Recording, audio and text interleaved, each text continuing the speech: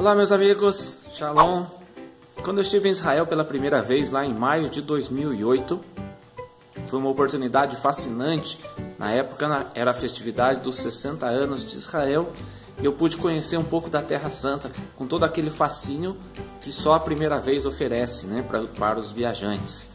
E desde então, muitas outras viagens depois, hoje eu consigo ter uma visão diferente, uma visão um pouco mais aprofundada de todos os lugares na Terra Santa.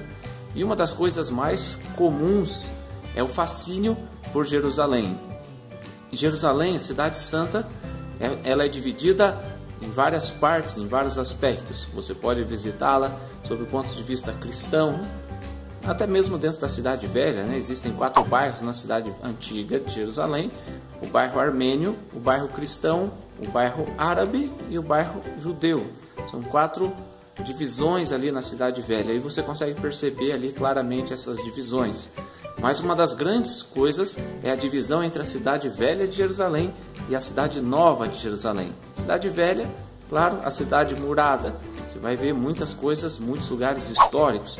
Mas o que tem na cidade nova de Jerusalém? Bom, é claro que a cidade nova de Jerusalém começou a ser erguida por fora das muralhas por uma questão de custo. É muito mais barato, muito mais barato você viver junto à cidade de Jerusalém, mas fora das muralhas. Continua sendo, né? E hoje cada vez mais na periferia de Jerusalém vai se alargando, vai se aumentando por questões de custo e por questões, é claro, também de necessidades. Mas a cidade nova de Jerusalém, ela contempla não apenas bairros residenciais, mas muitos lugares que já fazem parte da história moderna de Israel e muitos lugares que se confundem com a história antiga. E hoje eu quero falar de um desses lugares com vocês, o lugar chamado Shrine of the Book, ou Santuário do Livro, ou Museu de Israel, o nome oficial desse lugar. O que tem o Museu de Israel de tão relevante, de tão interessante? Em primeiro lugar, o Museu de Israel ele está localizado bem próximo ao centro de governo do país. Bem ali, ao lado do Museu de Israel, por exemplo, nós temos o Knesset, a Suprema Corte, os ministérios, a parte administrativa do país chamado Israel. E isso, é claro, influencia o Museu de Israel, que mostra ali várias questões ligadas ao governo. Mas como todo museu, existem várias exposições permanentes e exposições temporárias. E eu quero falar um pouco daquilo que é permanente nesse museu, tá? E nada melhor para a gente começar a visita ao museu com uma coisa muito importante e que faz falta nos dias de hoje: o amor. O que tem o amor a ver com o Museu de Israel? Lá existe uma escultura chamada Ahavá, de um artista famoso chamado Robert Indiana. Ele tem mais de 20 esculturas como essa espalhadas pelo mundo. Essas esculturas estão escritas quase sempre em inglês, portanto, love. Existe em Nova York, existe em Portugal, existe em outros países também. E essas esculturas estão colocadas aí em alguns lugares importantes do mundo, mas em Israel é o lugar onde está escrito, claro, com o termo em hebraico, e fica bonito. E além de ser um lugar bonito para que os casais possam ir tirar suas fotos lá demonstrando seu amor, a Ahavá também revela o amor por Jerusalém, porque ela está no alto, no topo de um monte, e ao fundo você vê a bela cidade de Jerusalém e ajuda a nos remeter ao amor por essa cidade santa. Vale a pena você ir lá, tirar uma foto e meditar um pouco na cidade santa de Jerusalém. Você vai ver ali ao fundo a cidade nova de Jerusalém, mas seja a cidade nova ou seja a cidade antiga, Jerusalém sempre despertará paixões pelo mundo afora. E um outro ponto a ser visitado dentro desse museu, que é muito grande em Jerusalém, o Museu de Israel, é a maquete de Jerusalém da época do Segundo Templo, da época do rei Herodes, 2000 anos atrás, a época então em que vivia Jesus. E para os cristãos é muito importante conhecer um pouco da história desse lugar. E a gente vê ali, é claro, o Segundo Templo, que não é o Templo de Salomão, mas é o templo restaurado e que foi ampliado, teve o seu pátio ampliado ali no Templo de Herodes.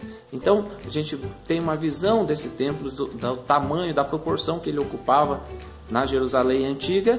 Também ali a gente tem Fortaleza de Antônia, você consegue ver o lugar onde Jesus foi julgado, você consegue ver vários aspectos da história, onde vivia a aristocracia, a classe dominante, onde viviam os mais pobres, como é que funcionava a cidade de Jerusalém há 2000 anos atrás. Esse é um lugar muito importante para você que quer conhecer um pouco mais da história, né? E ajuda você a identificar. Então ali tem uma marquinha que mostra onde está hoje, por exemplo, o Muro das Lamentações, que é uma visão interessante porque é difícil de você conseguir mensurar ou posicionar o Muro das Lamentações como era há 2000 anos atrás, né?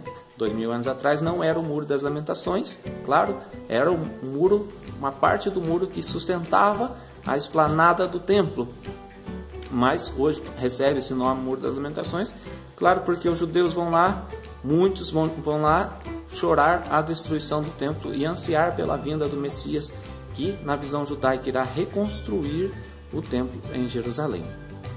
Portanto, visitar a maquete da Jerusalém de 2000 anos atrás traz uma visão. E como curiosidade, essa maquete não foi construída ali, né? A primeira parte dela estava num hotel em Jerusalém, hotel chamado Hotel Holy Land, ou Cidade Santa, ou Terra Santa. E essa maquete depois foi movida para o Museu de Israel e ampliada, trazendo uma visão muito maior, muito mais aprofundada da Jerusalém de 2000 anos atrás. E o terceiro ponto fundamental aqui na visita ao Museu de Israel é o Shrine of the Book, o Santuário do Livro. Mas o que é o Santuário do Livro?